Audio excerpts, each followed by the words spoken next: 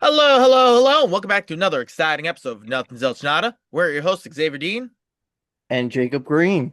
and it's my topic this week. Originally, we had a different topic planned out, but we had a guest, or we have a guest host who's willing to help us with it, and unfortunately, he's not available today.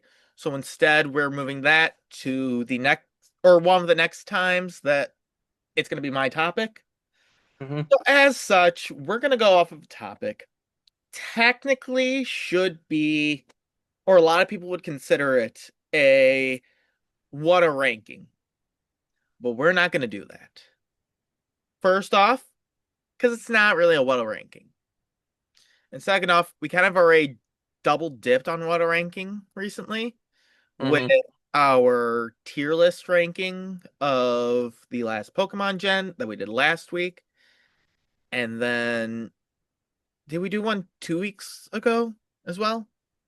No, we did one we did one the week before, and I'm I'm trying to remember exactly what we did I'm trying to for remember. that one. Hold on, I've got our YouTube channel up. I've got a Yeah. specific reason for it, but we won't find out until later. Oh, we were ranking Linkin Park. That was what it was. Right. And So, we didn't necessarily do a tier list for that. We kind of did our own no, point ranking system for that. yeah, it was more of like the ranking that we did for the Lego characters. But so with that, this week's not going to be a ranking, although I feel like we do a lot of those. The other reason is, again, this isn't necessarily a ranking. So today, what we are going to do is we're going to start building our own Mount Rushmores.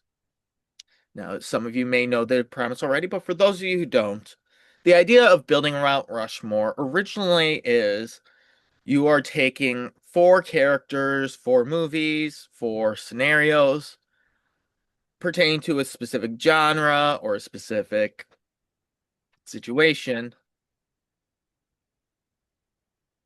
that happens to be um sorry, I lost my train of thought here. Basically, it's like thinking of the four best of a certain thing. So like if we were gonna do the Mount Rushmore of cereals. Everyone would agree Fruit Loops, Lucky Charms, Golden Crisps, and Honey Nut Cheerios. But that's not what a Mount Rushmore should actually be. And the reason I know this is because the reason I know this is because when I was doing my research for the conspiracy theories, I thought, hey, it'd be really cool if I made a conspiracy theory about Mount Rushmore. Surely a theory about four heads on a mountain would be easy to come up with. Unfortunately, that's not what happened from it. What happened instead was this weird spiral that I went to where it's okay, why is it these presidents on Mount Rushmore? Because again, everyone's like, oh, it's four best presidents. But are they? So, into a little more of a deep dive into it, I found out that the reason why the presidents are where they are is because they represent America's birth and founding, America's expansion, America's preservation, and America's development. George, And just to be specific, that's in order of like the presidents in terms of like their lineage. So Washington is the first. Thomas, even though he's the second head, he was the third president. Lincoln was, I'm trying to remember, was he the 16th or the 18th? he was the 16th president.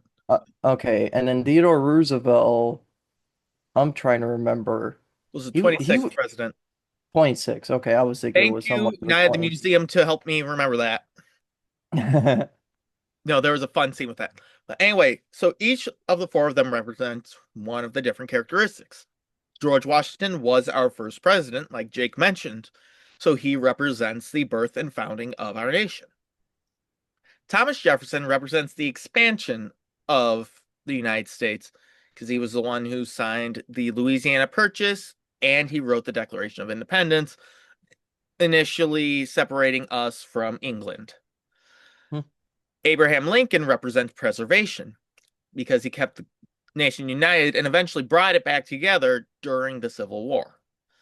And Theodore Roosevelt represents the development of the United States, specifically when it comes to developing, the national park systems, the Panama Canal, and then all the conservation acts. Basically, you've got him for the hiking trails. So looking at when people do Mount Rushmores and they're like, oh, the Mount Rushmore of like DC should be Superman, Batman, Wonder Woman, and the Flash. No, they should not be that because not all of them are correct. They Mhm. do not represent the founding, the expansion, the preservation, or the development of DC Comics. We're not going to go over that because that's too much research for us. So instead, what we are going to do, Jake and I are going to go through 7 or 8 different scenarios where we will build the Mount Rushmore based on the idea of the actual Mount Rushmore. Mhm. And the perfect way we're going to start it, I'm going to say we're going to do Marvel because I'm a big Marvel guy and I've already put a lot of thought into it. And Jake officially lost his camera and mic, so we're going to keep this going a little more for me. Just focus on this side. Uh, so Marvel Comics, for those of you who don't know, was originally Timely Comics. So even though we deem Captain America as the first Avenger, I'm actually going to go all the way back to the first comic book character that was released in Timely Comics, which I'm going to double check this really quickly.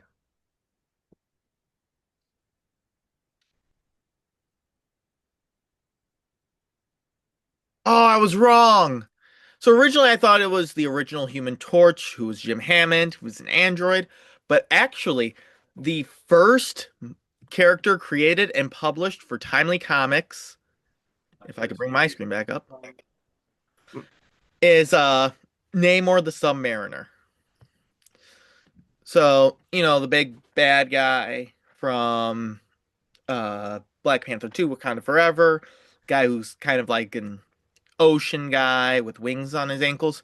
He was the first Marvel Comics character, released in April of 1939. As such, he would be the first head of our Mount Rushmore, representing the start of Marvel Comics back when it was considered Timely Comics. Next, for expansion, and I'm just going to throw this out here. One character that I feel like would represent all three of these next ones perfectly would be Spider-Man, but I can't do that because Mount Rushmore has uh four separate presidents, so we need to do 4 separate heroes. With that being said, expansion, not Spider-Man. Expansion instead, I feel like belongs to the Star-Spangled Man, the man out of time, Captain America. Mm. Jake, this is your time to ask me why. Well, considering that I was about to say earlier when you mentioned like, oh, the Human Torch wasn't the first Marvel character, Xavier, you lied to me. To be fair, it was really close. It was either Submariner or the Human Torch. Mm. I just happened to have gotten it slightly wrong. Mm. Uh, Anyways, yeah. So we actually had a small conversation about this today. Hmm. Um, so uh based on what we talked about, Captain America, he was the first test subject for the super soldier serum, Hmm. which is present in the comics and the movies. Yes. And apparently, as Xavier will talk about more in detail, because he has way more better knowledge of it than I do, apparently that super soldier serum has made the rounds more than you think it does. hmm It's made more rounds than Spider-Man has had girlfriends. Seriously, comic book Spider-Man has had so much. We'll get to that on a different day. But anyway, so the super soldier serum is the big, superhero serum. It is prominent not only for Captain America, but a bunch of Captain America type here or allies and enemies, such as, but not limited to, Bucky Barnes, who's the Winter Soldier, and the Red Guardian, who's Russian Captain America, as well as Isaiah Bradley and his grandson Eli Bradley, who would end up becoming Patriot. Those names you might remember from the MCU because they have made their prominent, like a prominent appearance, except for Eli. Eli's more of like a small cameo. But for those of you who don't know, Super Soldier Serum also had a subsection working under the Red Room, which happens to be the place in Marvel where you train the Black Widows. So both Natasha Romanoff and Yelena Belova, whatever, have the super soldier serum in them, at least in the comic books. As well, you've got Sergeant Nick Fury, not Samuel L. Jackson's Nick Fury, but Mm. David Hasselhoff's Nick Fury has a super soldier serum in him, as well as a bunch of other SHIELD agents. Now, you may think this is where this whole Captain America train stops. It does not, because we can then go to mutants, specifically Wolverine. For those of you who are unfamiliar, Wolverine is considered Weapon X. The reason why Mhm. he's called Weapon X isn't because, it's the X-Men, so you have to put X in everything. It's because he is the 10th attempt on recreating a super soldier serum or a super soldier using a different kind of method. So the technology that gave Wolverine his adamantium skeleton was created because they were trying to replicate Captain America. Similar to that, we've got Deadpool, considered Weapon 11. Again, same sort of tests, same sort of results. And this goes on with a bunch of other mutants, including the clone of Wolverine, X-23, Laura, the other Wolverine. We all know. And I could say that that's enough, that that's more than enough for expansion. But I've got three more points I want to say about this. First point, Captain America is the cause of Spider-Man's death, or Spider-Man's parents' death. In the comics, Spider-Man's parents were CIA agents that happened to be eliminated by the Red Skull, who is a main Captain America villain. This happened after the events of World War II, so sorry, Peter. Blame Cap. Oh, going back to the whole experiment part. The Gamma Bomb was also a way to recreate the Super Soldier Serum, which caused the Hulk. So that's a lot. Number two, Captain America is held in a high regard in the Marvel Comics to a point where several heroes have become heroes or have decided to pursue heroism because of either his wise words, the fact that he's called them heroes, or just the idea of Captain America. This includes Hawkeye, yeah, Hawkeye, Scarlet Witch, and Quicksilver, who all three joined the Avengers after a run of villainy. This includes uh, Falcon, who was originally a villain but then transferred over to the good side after fighting with Captain America, and in turn becoming Captain America, which is a whole other subject. Like I said, a bunch of other heroes hold him to the highest regard. And if he's the one who tells you that you're a hero, you're a hero. And the third thing that is slipping my mind for some reason. Why is it slipping my mind? Okay, maybe there isn't a third thing. But regardless, Captain America is iconic. He's the cause of the expansion for the Marvel Universe. As such, he would be the head number two. He would be Ooh. the Thomas Jefferson of the Mount Rushmore. Next, we're going to go with Abraham Lincoln, which is preservation. The idea of keeping everything united, keeping everything together.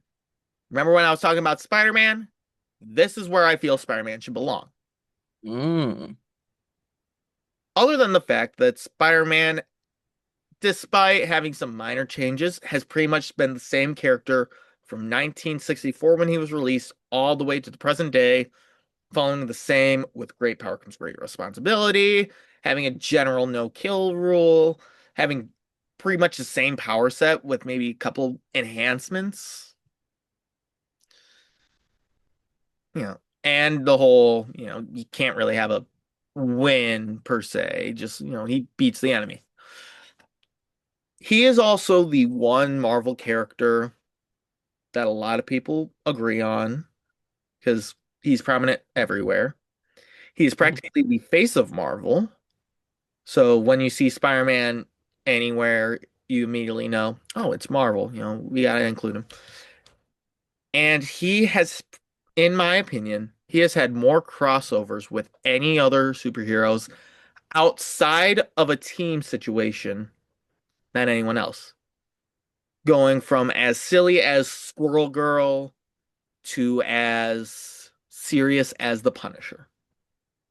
And it's prominent in the MCU movies because in every Spider-Man movie in the MCU, we've seen him team up with a large variety of superheroes, including Iron Man in the first Avengers or in the first Spider-Man movie, Nick Fury in the second Spider-Man movie, um, Doctor Strange in the third one, and then a bunch of them in the fourth one that I'm not going to say due to spoilers. But regardless, I feel like Spider-Man is the perfect representation of the preservation of Marvel. Even though everyone else has changed, he's basically stayed the same and he's basically held the comics together in his own webbing. So, Spider-Man's Abraham Lincoln. Now, Theodore Roosevelt representing the development. Now, originally I had told Jake that this belongs to Nick Fury. But then I thought this through.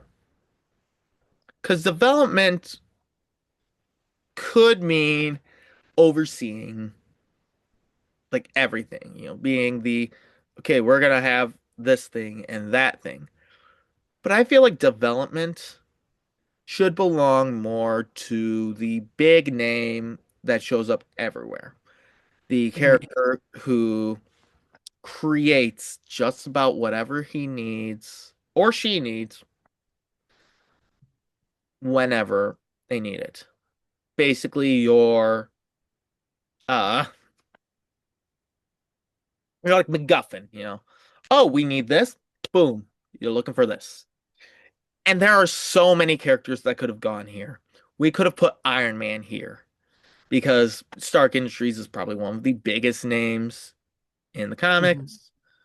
We could easily put Black Panther here. I think the name we should put for Theodore Roosevelt is Reed Richards, part of Marvel's first family. He's the big brains of the operation. He's he's invented flying cars in the form of the Fantastic Car. He was the one who adapted suits that could go around your superpowers using what was originally called unstable molecules. Now I don't remember what they're called, but we're gonna go beside that. He created the device that nullifies Galactus's hunger, as well as a bunch of other things. Not bad for a guy that stretches his body to whatever lengths he needs to. He is the big inventor. And even though, again, Iron Man built a suit around the world using a box of scraps. I feel like Reed Richards deserves the Theodore Roosevelt spot more than Iron Man. Jake, do you agree with this? I agree with this, especially since you know more about the Marvel universe than I do. I mean, most of my main exposure comes from the movies. I've not really read the comics, and I- I'm not sure how much of like the comics that Xavier has read, but I can tell you that he knows more than I do. Mhm. All right. So I feel like since we did something that's really prominent for me, Jake, I will let you pick the next one. What's something really prominent for you that I've or that you feel like we should do Mount Rushmore for?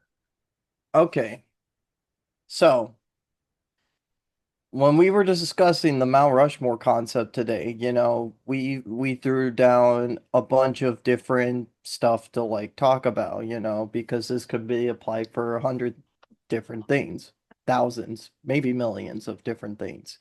It depends on how hyper specific you're going to get. And I ended up picking some that are hyper specific because I'll tell you something. Not only is filling 4 spots a challenge to fill for like specific categories, but fitting something for a founder or the start of something is not always easy No, because it's not. like not that we're going to talk about this now, but like this might come up because when you're talking about music or like the history of arts specifically, it's like how can you describe something as being the first, especially if you were to get specific with certain genres? Because it's like, even though they may have been the person that founded it, someone kind of helped inspire them in a way. So for this one, we're going to go a little bit more specific, but something that I think will be simple because I wanted to do at least 1 or 2 video game specific ones.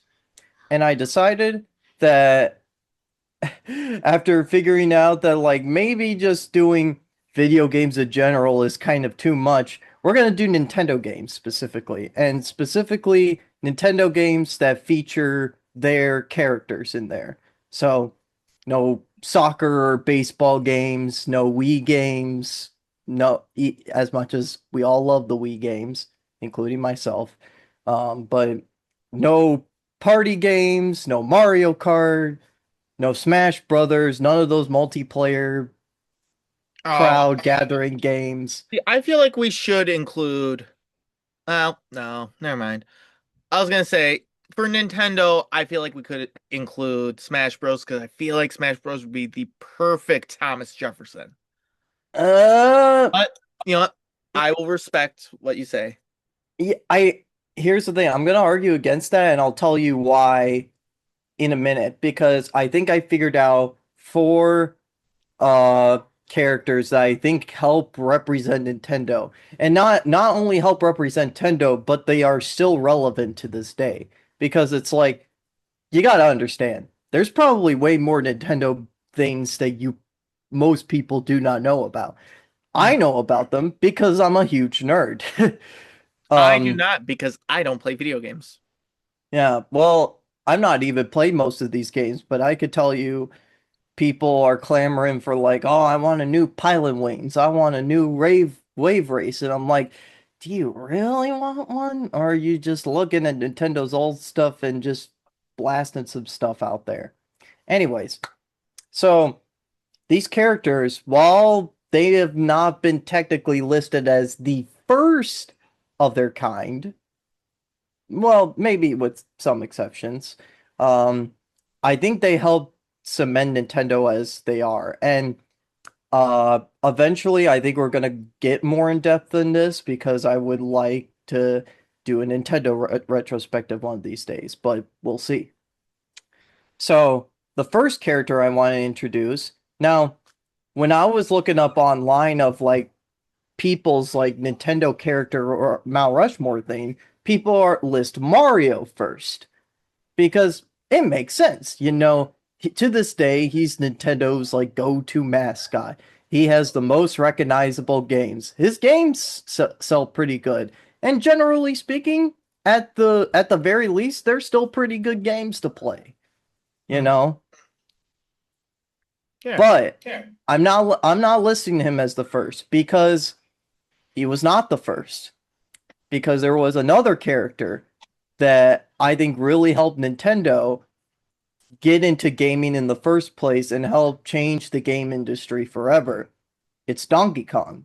Because the story with Donkey Kong, just to talk about it for a bit, is um they made the game Periscope, which was another failure. It did not make that much money. So Nintendo's goal was to recreate the game into something else instead of getting rid of all the Periscope cabinets. So what ended up happening was they took a game that new game developer at that time, Shigeru Miyamoto, um, created, and it essentially became what we know as Donkey Kong. And there were many different Donkey Kong arcade cabinets, you know. It made Nintendo a lot of money. It not only helped Nintendo in terms of their home region of Japan, but it also helped them to expand into North America. That was kind of like their first thing to actually get them into that market, especially during that time when games were not very popular because of the shenanigans going on with Atari. Mhm. But uh needless to say, Donkey Kong really helped, and especially since he got two other arcade games that came out afterwards, Donkey Kong Jr. and Donkey Kong 3. And then they also got ported to the Famicom, which would become known as the Nintendo Entertainment System in North America. In Japan, they were like launch titles, Mhm. among other things, some of the earliest. And then when video game developer Rare acquired the IP. Well, they didn't acquire it, but they essentially got permission from Nintendo to make like kind of revamp Donkey Kong. They were the people that introduced us to the Donkey Kong Country series, which instead of an arcade game where you're hopping over barrels, which I forgot to mention this, but Donkey Kong was how we got Mario, except he was not called Mario back then. He was called Jumpman. Um, but Rare decided that, oh, instead of a Donkey Kong game where you're jumping over barrels and, trying to avoid a gorilla, what if you were the gorilla and you were tossing the barrels at enemies? Mhm. And the Donkey Kong Country games, the ones that were developed by Rare and then the two that were made by Retro Studios were made pretty well. Rarely are any of Donkey Kong games bad. At the very least, they're like mediocre at best, but most of them are like pretty good. I say Donkey Kong is at least in an A tier when it comes to franchises well represented. And the latest game to come out was Donkey Kong Bonanza on the Nintendo Switch 2, which that was developed by a different studio, and it's more of a 3D platformer, unlike the 2D barrel jumping stuff and the 2D platformers developed by Rare and Retro Studios. Mhm. So, Donkey Kong, I would consider to be the George Washington for Nintendo characters. All right. Now, who is the Now, TJ? The Thomas Jefferson. that would be Mario, Okay. because even though Donkey Kong really made Nintendo the, the it helped them to get exposed at first, but I don't think Donkey Kong was responsible for making them run. Mhm. Donkey Kong walked so Mario could run. All right. Now just as fast as Sonic, I don't know. You be the judge of that. But And yeah, we're not I talking think about I think Sega. We're talking about Nintendo. yeah. Well, we already did a video talking about Nintendo and Sega, and Mhm. we might talk about it again eventually. But Mario, I think he's the perfect Thomas Jefferson because, well, first off, after the Donkey Kong arcade game, we had the Mario Brothers arcade game, not Super Mario Brothers, Mario Brothers, where it's a two-player game which had Mario and Luigi. Hmm. But instead of being a scrolling platform game, it was a stationary screen where you're jumping on turtles and spinies and just basically racking up points.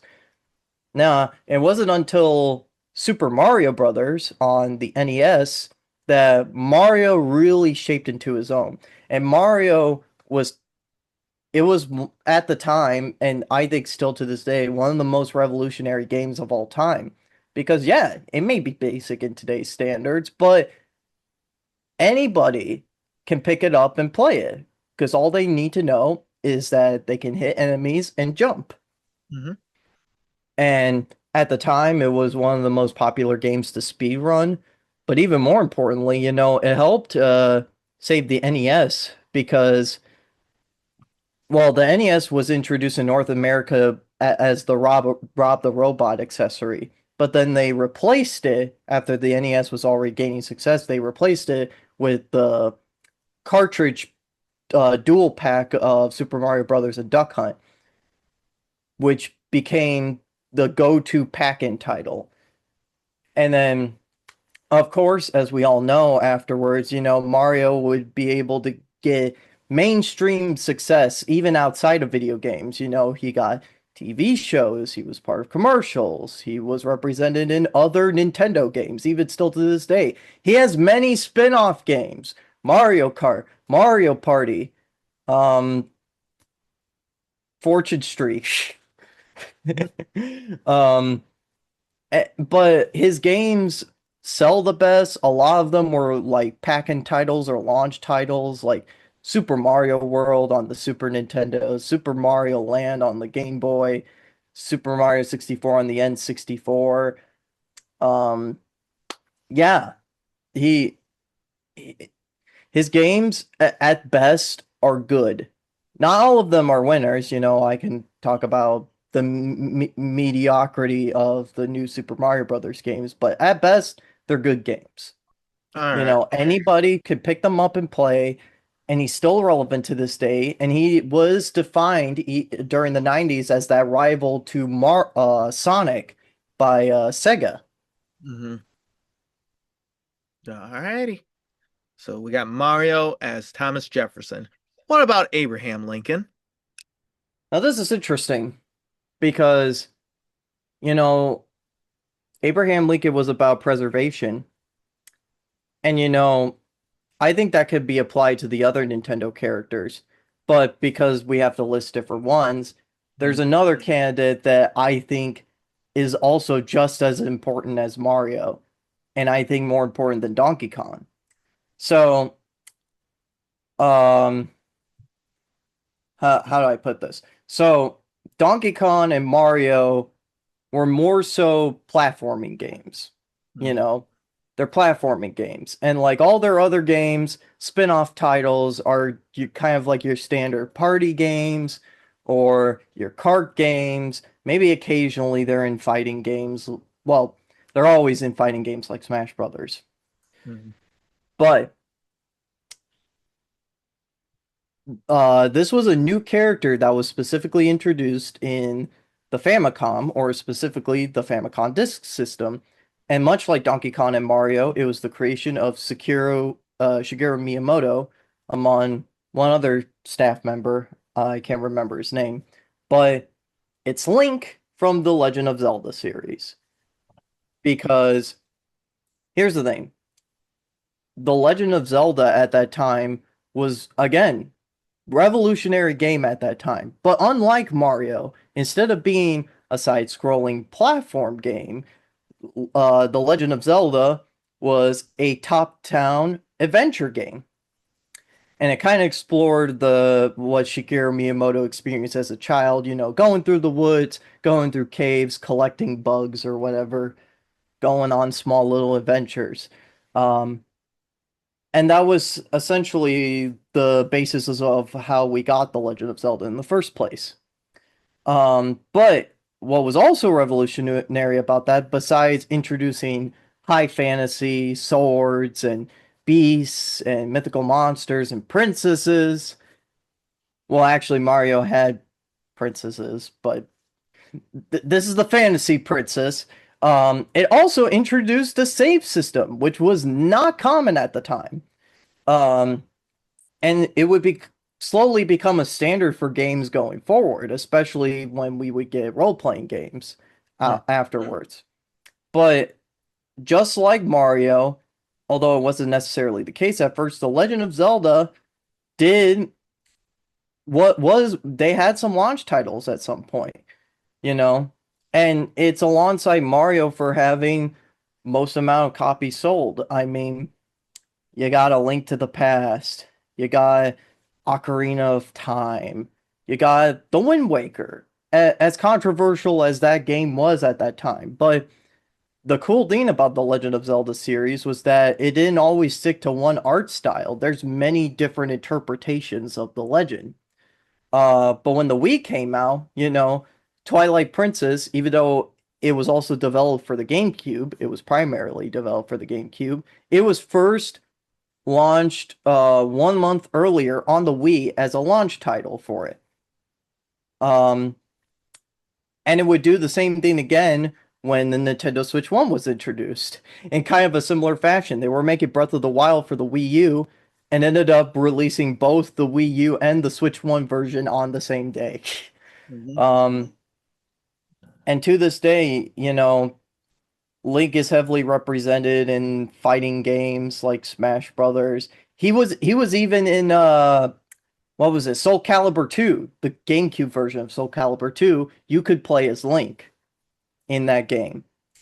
And although he doesn't have the same amount of spin-offs like Mario does, although he is playable in Mario Kart, Mhm.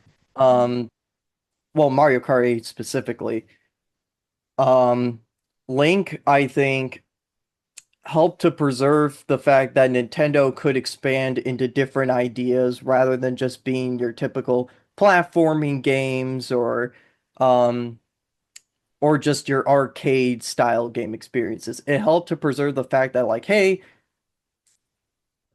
we shouldn't just do platforming games. We should expand and do other things. And they would continue to do so. Okay. Now, this last one for the Theodore Roosevelt, which is development, Mhm. I kind of struggled with this one a little bit because, um, of course, there's many Nintendo franchises that I think are mainstays to this day. But here's the thing. Not a lot of them are developed in-house by Nintendo because they have other divisions.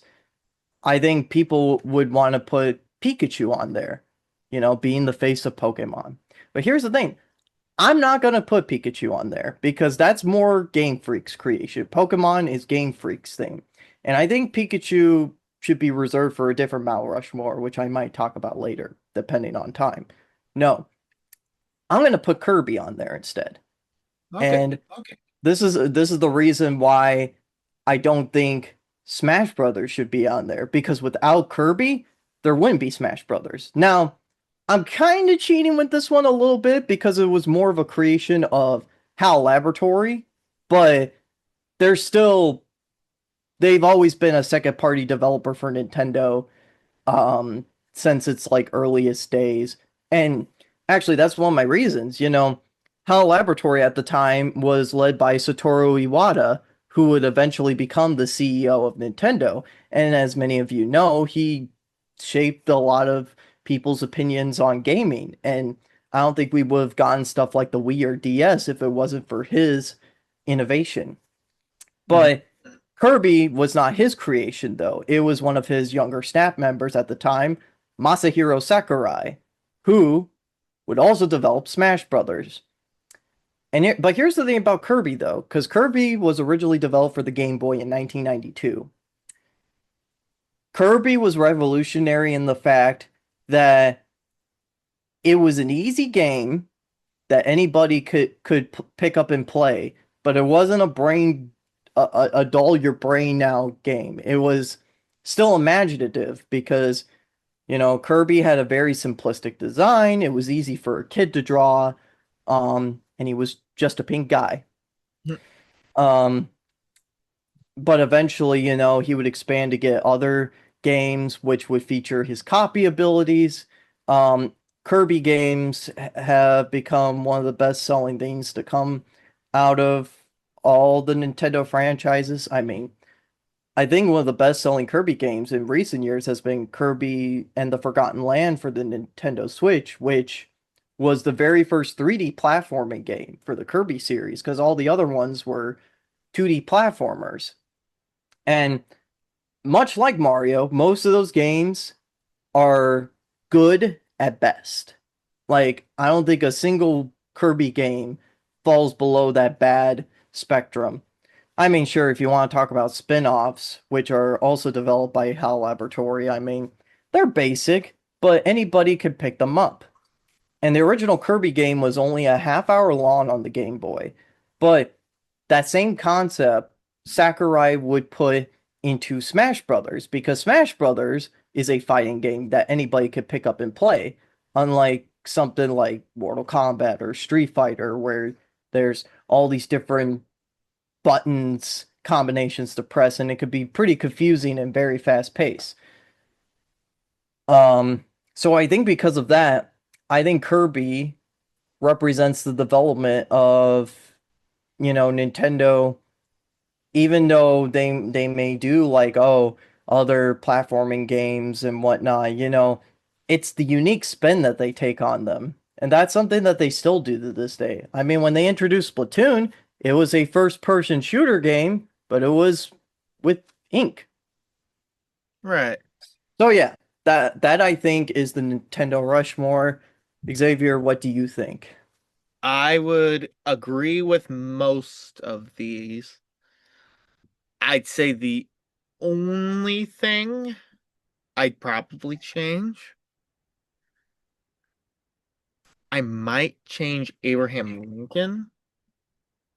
I don't know who I'd change Abraham Lincoln to, because you also mentioned the whole Game Freak thing, and Abraham Lincoln was definitely Pikachu for me. But I like it. Again, because like once you expand to like the other Nintendo developed start stuff, like it kind of gets a bit too crowded because it's like I didn't want to include stuff like Fire Emblem and uh I almost wanted to consider putting Metroid on there, considering that it is an in-house Nintendo developed franchise and it did do some very revolutionary things. But Hmm. to me, Kirby was a bit more revolutionary. And plus Kirby has had more games than Metroid does. Even though I do think the Metroid franchise is one of the most beloved Nintendo franchises, and one that I think Nintendo is very conservative about when it comes to its release schedule. Right. All right. All right. So, ball in my court. The next Mount Rushmore that I plan to make, instead of focusing on characters, I'm actually going to focus on movies. Now, Mhm. there's a specific movie series that Jake and I have tackled, what, twice, three times so far? Maybe a couple more times, which is the Star Wars universe. So, what I'm going to do now is the Mount Rushmore of Star Wars movies. Yep. Ooh. So instead of saying, oh, this character is George Washington, this character is Thomas Jefferson, so on and so forth, I'm not going to do that. Mainly because I read the books and I would totally throw Darth Bane into any of these categories. That's what makes it so confusing, especially with those media franchises that expand beyond their base medium that everyone knows about. Right. Which is why we're doing movies. Well, movies slash shows. And I'm only saying this for one reason that we'll come to later. So, Hmm. first off, George Washington, the birth or the founding of the Star Wars universe. Hmm. We all know it. It's Star Wars. Star Wars. Specifically, for those of you who don't understand that, A New Hope. Because originally, A New Hope was just called Star Wars. Yeah. I was actually having a conversation with my sister about this lately because her kids have been starting to get into the Star Wars movies. In fact, when I was over in Ohio last weekend, we watched Return of the Jedi. Um, of course, it was not the original cut of Return of the Jedi. It was like the remastered version that, Mm, they added a few scenes. yeah. Um, but but I do think Star Wars of all the movies is probably one of the most important movies of not just the Star Wars franchise, but movies period. It was Mm, revolutionary back then. right. So, like I said, for George Washington, I'm going with A New Hope. Now, for Thomas Jefferson, representing the expansion, where'd you go? Right over here. Ah, cool. Your camera just moved to you. Okay, so the expansion of Star Wars, I could easily go with like the holiday special Mm, or something like that. But instead, I'm gonna go with episode one, The Phantom Menace.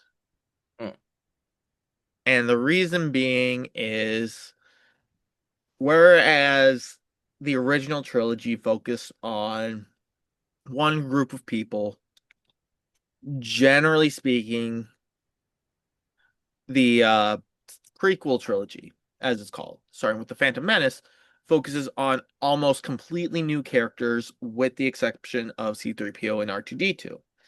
Now, in mm, The Phantom Menace, C3PO gets a little cameo. He's mm, just a bunch of wires.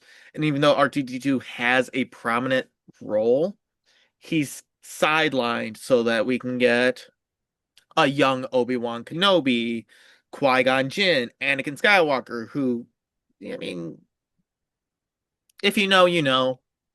mm. Padme, Jar Jar Binks, all of them fighting a new villain called Darth Maul.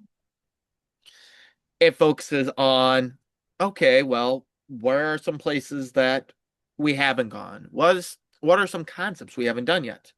We haven't gone to a swamp, like a not even a full swamp planet, but like a more luscious planet, kind of like Earth, Mm. where we've got cities and we've got rivers. That's Naboo. We haven't really gone to a full-blown city. Like we've gone to Cloud City, but that's just one like floating space place.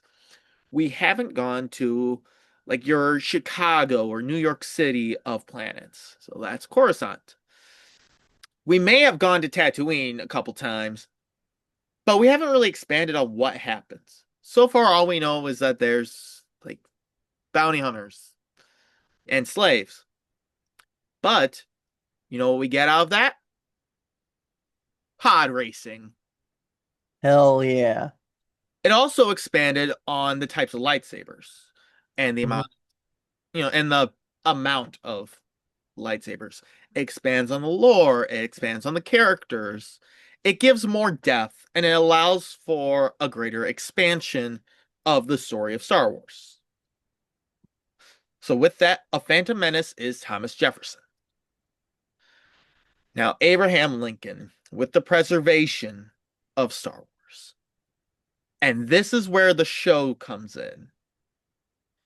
Because I could easily say, oh, the preservation of Star Wars comes from The Empire Strikes Back, because that's obviously the best one. It goes heavy on the story. Or I could say it's Revenge of the Sith, which brings the entire original and prequel trilogy to a full circle moment. But instead, I'm going to speak weirdly first. I'm going to go with Star Wars The Clone Wars. Yeah. Which one? The newer one, the 3D animated one. Okay. That's funny calling it new considering the fact that like what it's over a decade old. Yeah, I used to watch that when I was before I met Jake. Yeah, I used to watch that before I met Xavier. Yeah. That was Or like one of my that was in that golden era of like Cartoon Network shows. yes. Yes, it was. Anyway, I could have easily thrown this into expansion because it takes what the Phantom Menace has and expands deeply. You get a bunch of new characters, you get a bunch of new creatures. But I feel like what Clone Wars does that the Phantom Menace didn't do is it allows for a new generation of people to enjoy it. Where the Hmm. Phantom Menace, although focuses on a younger generation, tends to still draw from a lot of the older generation that originally enjoyed or that enjoyed the original trilogy. Clone Wars has a more child demographic because Hmm. most cartoons are like that. And sure, there's still death Hmm. and war, but generally speaking, it is toned down. You have funny characters. You've got what am I trying to say, Jake? You've got stories that focus a lot on the development of children rather than just, hey, we're in a war, let's win this. Yeah, kind of like a new age story. Because it doesn't just like focus on the Jedi and the Sith. It Mhm. also focuses on the clones, which, you know, if you're gonna call yourself Clone Wars, you better feature stories about the clones, which are probably some of my favorite characters in the Star Wars media. I think the other cool thing that I think Clone Wars did that I don't think a lot of series attempt to do is that it was an anthology series. You Mhm. know, there is kind of a story arc to it, but at the same time, you didn't have to watch every episode in the show. And like, I'm gonna show my criticism a little bit because I love the Clone Wars, but one of my least favorite things about the episodes, especially the early seasons, is that they're not really that important, you No, know. But that's the thing is that like you don't have to really watch the filler if you don't want to, no. you know. You And know, they're and the arcs are pretty big, you know. Some of them can span for like 3 or 5 episodes. right. But what I'm saying is when it comes to preservation, the best way to preserve a like a fan favorite series, especially when it comes to creating something, Mhm. is you focus on the younger generation. A generation that needs a good introduction, which is Mhm. why I've made the decision if I ever have children and I introduce them to Star Wars, I'm going to start with the Clone Wars. I'm going to go the full Sam Witwer approach. Go, Star Wars: The Clone Wars, A New Hope. Go with the majority of Empire Strikes Back. Mhm. Or honestly, I might wait for the Empire and go with episodes 1 and 2, then Empire, then Revenge, and end with Return. To That's build a up pretty my, interesting order.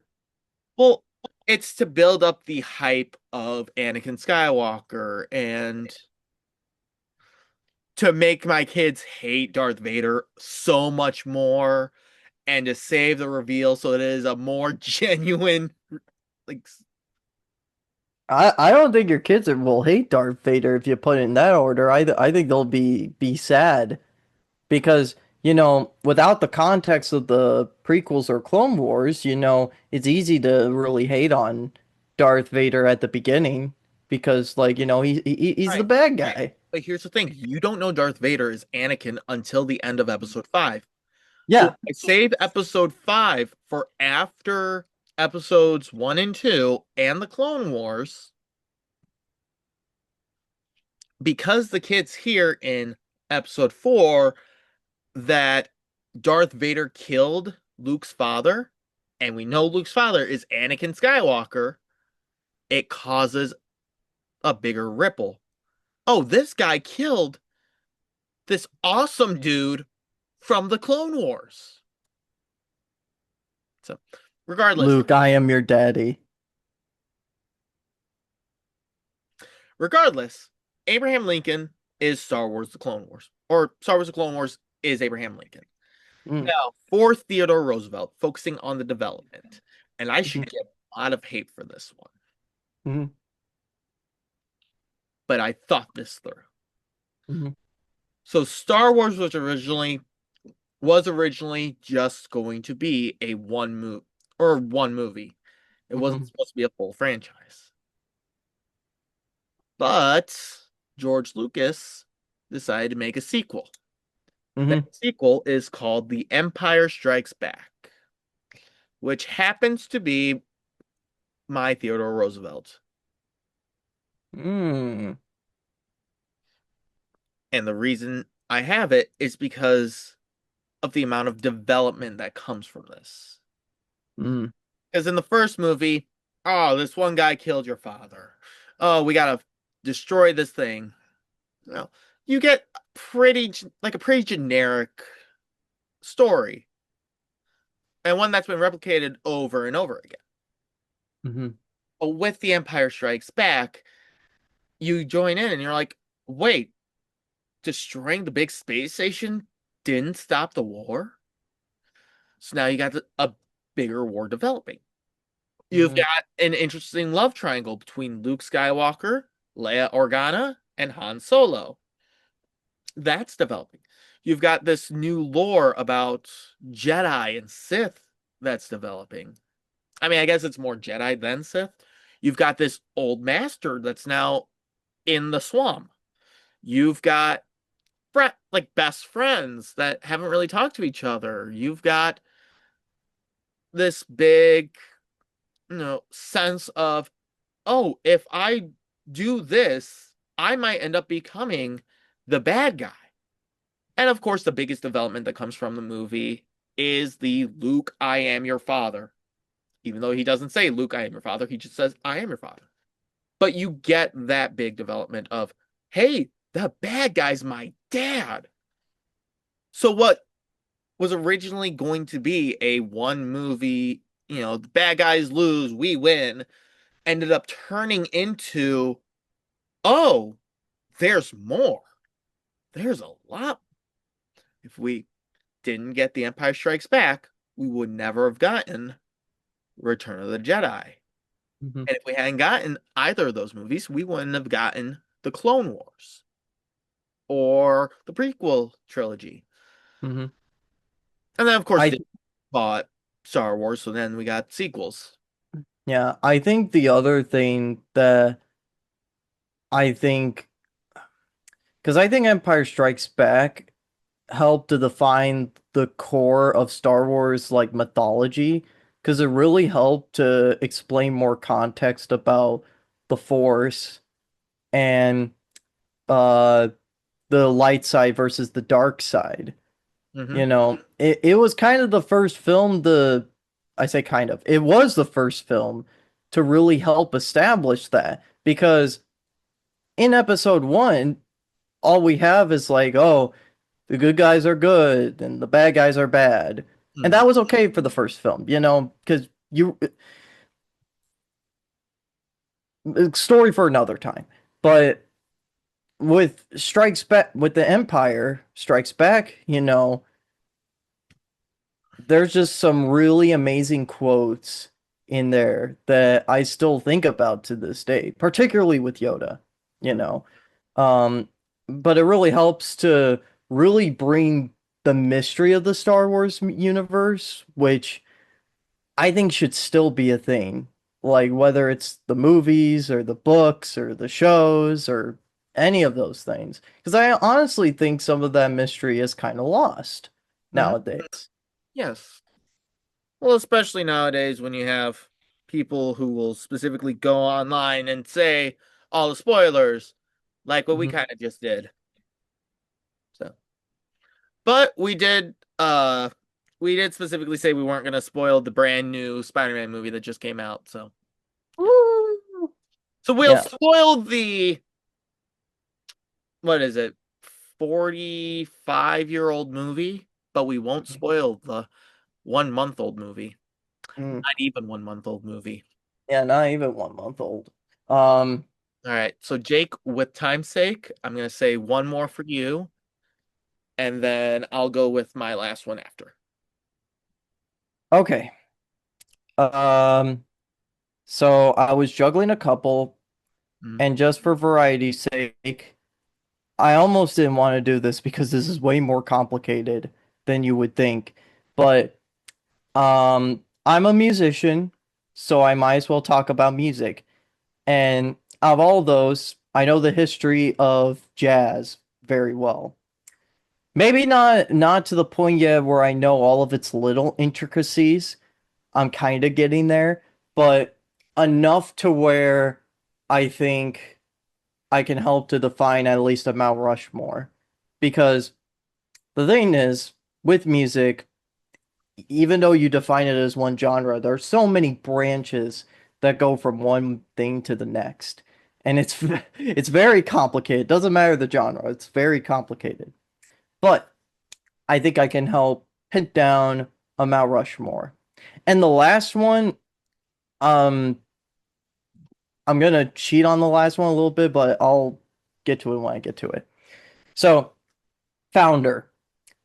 This may seem basic to those of you that know the history of jazz pretty well, but the person that is responsible for at least helping to define the basic concept of the jazz genre was trumpeter and singer Louis Armstrong. Now, he wasn't really the first, technically. There's a couple of people that that also helped to define it beforehand with people like Jelly Roll Morton and even a mentor of Louis Armstrong's. It was happening even before he came around. But Louis Armstrong, I put as the founder, not because he actually legitimately founded it, but he kind of established it to what it had the potential to be. Um, through the use of being a recording artist and playing at different performance venues up until his death. When it comes to his trumpet playing, he's one of the early jazz trumpet inspirations, even though he wasn't like the first jazz trumpeter. Um, because he had great musical prowess, but also great technical prowess as well. And he also was a very great scat singer. You know, people always talk about how the father of jazz vocals is Louis Armstrong, and then the king of jazz vocals is like Louis Armstrong, and the queen is Ella Fitzgerald. But we wouldn't have gotten Ella Fitzgerald or any of the other singers if it wasn't for Louis Armstrong, and we definitely wouldn't have gotten the other jazz trumpeters that would come out after Louis Armstrong if it wasn't for him. Hmm. All right. So that's our George Washington. That is our George Washington. And then About for for Thomas Jefferson. yeah, so Thomas Jefferson for like the expansion. And it's interesting because other musicians do that thing of expanding. But when I think of expansion, I also think of like the amount of possibilities that you can do. And of course, there'd be a ton of people that would define it. But I think who is also just as important as Louis Armstrong is Duke Ellington. Because Duke Ellington define jazz because like he's a great jazz pianist. He actually started out as oh shoot. Um I'm forgetting the name of the particular type of pianist. It's escaping me. Not important. Um Louis Armstrong defined jazz more from his style of playing. And while Duke Ellington kind of did the same thing, he expanded it to other possibilities. Two in particular, besides his piano playing, was his um his skills as a band leader and as a composer.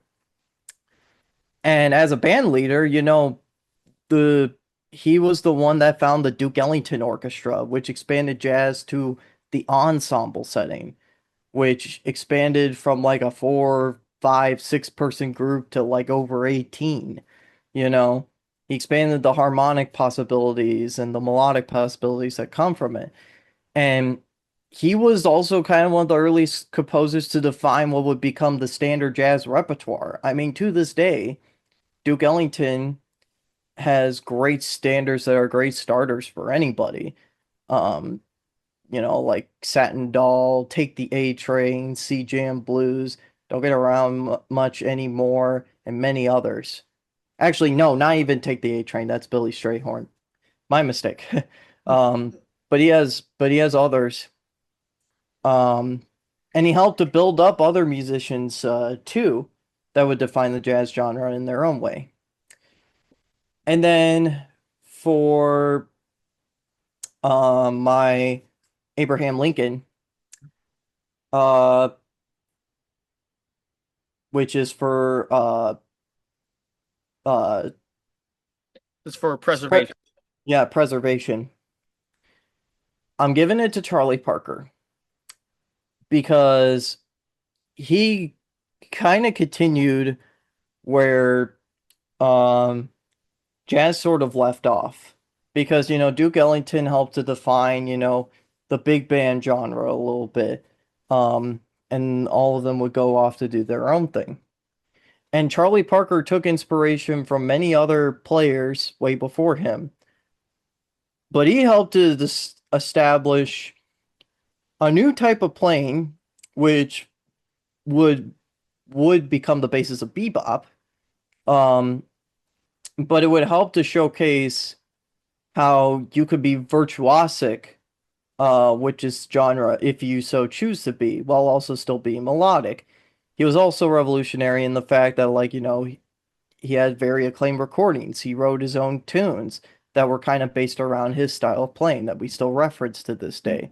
Um, he played with a string orchestra, which was one of the coolest things to come out at that time. And many other musicians, even around that time, would do the same thing that he did. Mhm. And of course, he would help to establish like other musicians going forward. But you talk about the other person that they reference just as much as Louis Armstrong, it's probably Charlie Parker. Mhm. Now, the last one for Theodore the pre Roosevelt the development. preservation. Now, I could cop this out and say that the preservation is actually the modern musicians. Preservation was Abraham Lincoln. Roosevelt's development. Development. What? This is confusing. But Well, yeah, for because everyone develop, focuses on top four, not the actual reason why Mount Rushmore exists. yeah. Mount So, Rushmore. well, we know that there's a plumber base behind Mount Rushmore. We all watched Ben 10. Yeah, because we all know Ben 10's fact. Okay. So, this is where I'm actually giving development. I'm kind of cheating on this one, and I'm giving it to two players, but I got a specific reason why. Okay. So, I'm giving it to Miles Davis and John Coltrane.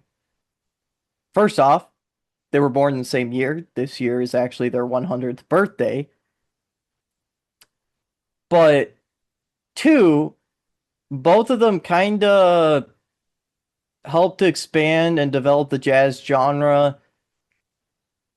And while they kind of took their own path, they also crossed paths with each other because the two of them would help to define a bunch of different recordings that would help shape the jazz genre for many years to come. Mhm. But Miles Davis, he helped to save jazz in terms of like its expansion of genres. Miles Davis was someone that didn't stick to one thing. He was responsible for so many different musicians who would go on to shape their own perception of jazz.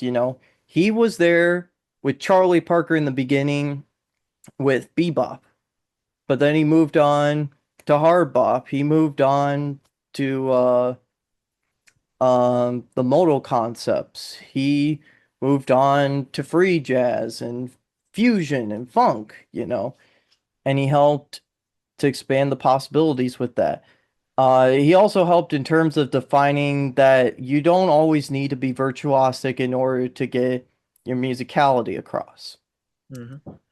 Now, John Coltrane, while defining some different aspects, also made some developments as well. Whereas Miles Davis was kind of more simplistic in his approach, at least with most recordings, he's actually a very virtuosic trumpet player when he chooses to be. Um, John Coltrane was all about the virtuosity, but more importantly, he defined the spirituality of jazz and music as a whole. He was a deeply religious guy in the last 7 to 8 years of his life. Hmm. Um, a lot of his tunes explore that concept, his playing explore that concept. His sound alone helped to shape a number of players that are still influenced by his playing to this day.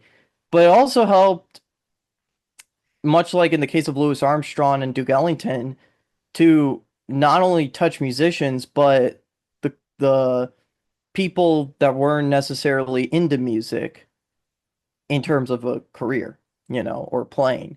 The everyman that just wanted to go listen to some music. Hmm. He was very special when it came to that. So was Miles, but I think Coltrane is very recognized for that even more today. Right. So to me, that's essentially the Mount Rushmore of jazz, at least for me. All right. I will agree only because I don't listen to nearly enough jazz music to have a good opinion. But so that's the main Mount Rushmores that we were bringing up. We've got the Marvel, we've got Nintendo without the crossovers, we've got the Star Wars movies, and we've got jazz. Now, if anyone would like to artistically make those for us, please do. I would Oh, really, I would. wait. Hmm. If you can send it to us, we will display them. I think we should display it on a post on our YouTube Oh, channel, and geez. also, if it ends up happening, showcase it as a ending screen to one of our videos.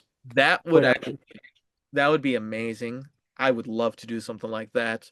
I don't care if it means that I'm gonna be editing a lot more, because I've already have it where I'm editing a lot more anyway. Slowly getting into it, but regardless, I would love for that to happen. So if I anyone feel wants that to, uh, so we've got for Marvel, just as a refresher for you guys. Marvel, George Washington is Namor the Submariner. Thomas Jefferson is Captain America. Abraham Lincoln is Spider-Man, and Theodore Roosevelt is Mr. Fantastic. For Nintendo, George Washington is Donkey Kong. Uh, Thomas Jefferson is Mario. Abraham Lincoln is Link, and Theodore Roosevelt is Kirby. For Star Wars, George Washington is A New Hope. Thomas Jefferson is The Phantom Menace. Abraham Lincoln is Star Wars: The Clone Wars, and Theodore Roosevelt is The Empire Strikes Back. For jazz, George Washington is Louis Armstrong. Thomas Jefferson is Duke Ellington. Abraham Lincoln is Charlie Parker. And Theodore Roosevelt is Miles Davis and John Coltrane. Please include both of those for Thomas Jefferson because, fusion heads. yeah, something like this. And Yeah, before you all say, oh my God, he has a great memory, I wrote it all down. I don't know why the paper decided to disappear because this is a white piece of paper to it's a an invisible piece of paper. there. I wrote it. I wrote it down. Also, I just realized Link is the perfect candidate for Abraham Lincoln, just for the sake that Link is a shorthand form of Lincoln. Oh, that's so much better. Okay. I rest my case. Whatever I was wanting to say earlier. No. So anyway, I did mention though there was one other category. And we don't need a commission for this category because I don't see a good way for this to be a commission. Hmm. So for those of you who don't know, we've been doing this channel for about 3 years now. I think to the date. I think. No, no, 2 years. No, 3 years. This is Mm-mm. our third year. Because Two, we're on two. season three. No, we started in 2024. Right, so 2024, 2025, 2026. We're gonna start our third year. Okay. And I still have this marked as views. Let me double check this before I say anything else. I mean, we're approaching like we haven't completed a third year yet, though. Oh That's no, the we haven't even gotten close. It's September 29th. That is when our first episode was released. But regardless, we have made, we're about to hit our third year. And so I figured, as part of the Mount Rushmore thing, we could do a Mount Rushmore of our Nothing Zilch Sonata episodes. Oh, jeez. And don't worry, I took the liberty of actually doing the research for this. Unlike earlier when I couldn't figure out the right date. So our George Washington would be our first episode, which is Introduction, Work Stories, Thinker, Oh My. That was what got us started. Originally, when we had three topics, one of them was, or the first one being just like a collaboration thing, second one being one person, and the third one being another person. These episodes were generally 3 hours long. Oh, jeez. I'm glad that we just stick to one topic now. This was also back when we had a 40-minute time limit, which was a bit rough. Hmm. There were a lot of things that happened within that first season, Yeah. specifically us taking a break right after, not the episode after Halloween, or right after the episode after Halloween. So, but regardless, that was what kicked this channel off. Hmm. Now, for our Thomas Jefferson, I wrote down for expansion the We're Gonna Catch It All Part 1, which is our first Pokemon ranking. Seems like a weird one, but that is our episode that has the most views. Except for, right now as I'm talking, currently that one is tied with our Ben 10 ranking. Really? Yep, 66 views, which doesn't sound like a lot, but to Jake and I, that is amazing. Hmm. But regardless, it is one of that is our biggest episode to date. It's been up there the entire time from when we released it to now. And I feel like it has brought enough people back with our consistent rankings of the Pokemon to at least warrant it to be the Thomas Jefferson of our Mount Rushmore. Now, for our Abraham Lincoln, our preservation, I have it marked as the unexpected return, which is our first episode back from our big hiatus. The one where we were talking about the lady from the disc golf course. Mm. And the reason I mentioned that as our preservation is because that is our return. Not only is it our return, but that is our return with a change that made filming a lot easier. Whereas instead of doing 3 episodes, we did one. Where instead of worrying about running out of time, we just used that 40 minutes as our time frame. Of course, we got rid of that. And instead of trying to have it where both of us come up with a topic together, we alternate, this week you come up with the topic, this week I come up with the topic, so on and so forth, as a way to help preserve our channel and keep us going to now. And lastly, our Theodore Roosevelt, which is our development. And there are so many episodes I could have done for this, but I think the key episode for our development, outside of the unexpected return, because again, we made a lot of developments to preserve us, Yeah. it is Nothing Left in 2025. It is the last episode of last year, final episode of our season 2, where we went through the statistics, went through what we felt we did right, what we could have done better, because that's the one where we made changes. Like, now instead of having it where we're just generally throwing topics out, we are putting the topics in a specific way. So, like, the title of this episode is going to be what is I think Welcome to My NadaTalk is going to be this one. Mm. Because yeah, it's not a ranking. And the last two are going to be, what a ranking. One of them is going to be in real life upcoming. The one that we've already recorded part of, but we need our special guest. That's the one where we focus on that. That's the one we were talking about setting up Patreon, which we still have to do. That's where we're talking about our guest hosts, which we've already got one. We've got one lined up. And I'm going to try to see if I can find a third one by the end of the year, as long as they're available.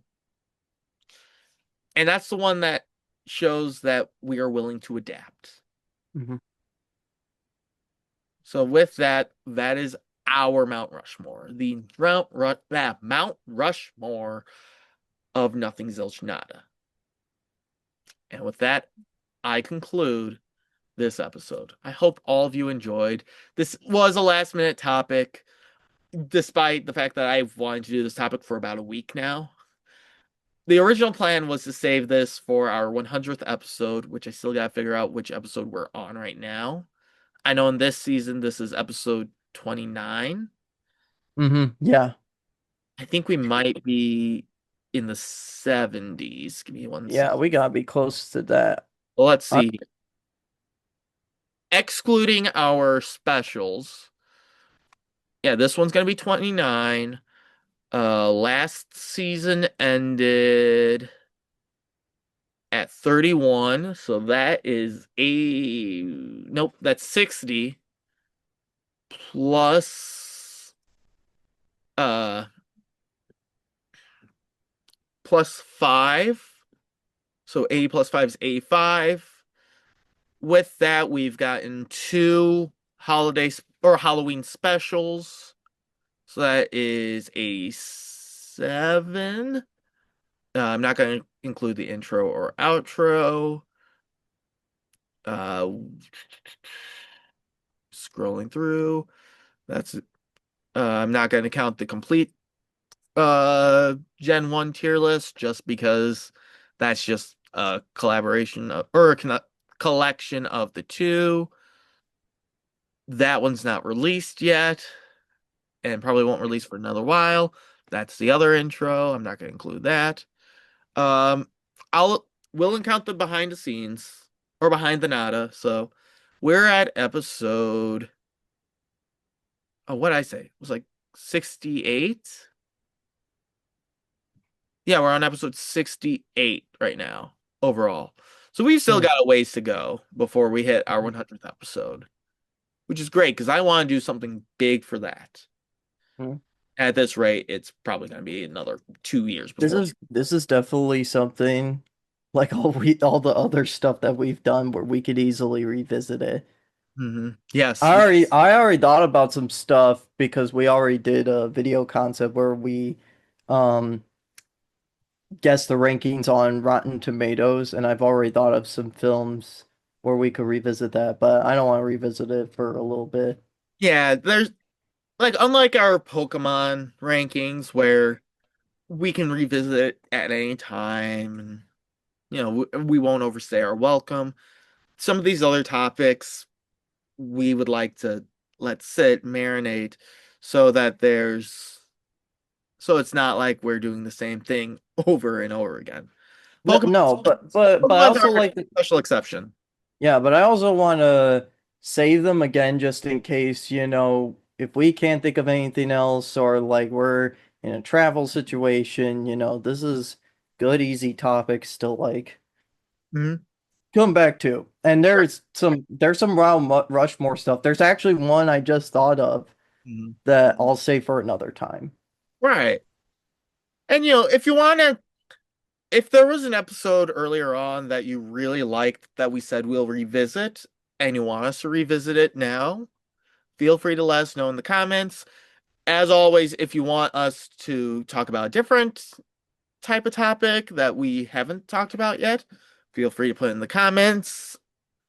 Otherwise, this concludes our episode. Hope all of you enjoyed, and hope all of you have a wonderful day. Stay safe, stay dry out there, because I know where Jake and I are right now, we've had so much rain. We've The had most amount of rain that we've probably had in years.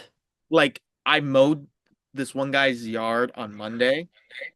And I like this guy, but I mowed his yard on Monday. It is currently Saturday, and his yard already looks like it hasn't been mowed in 2 weeks.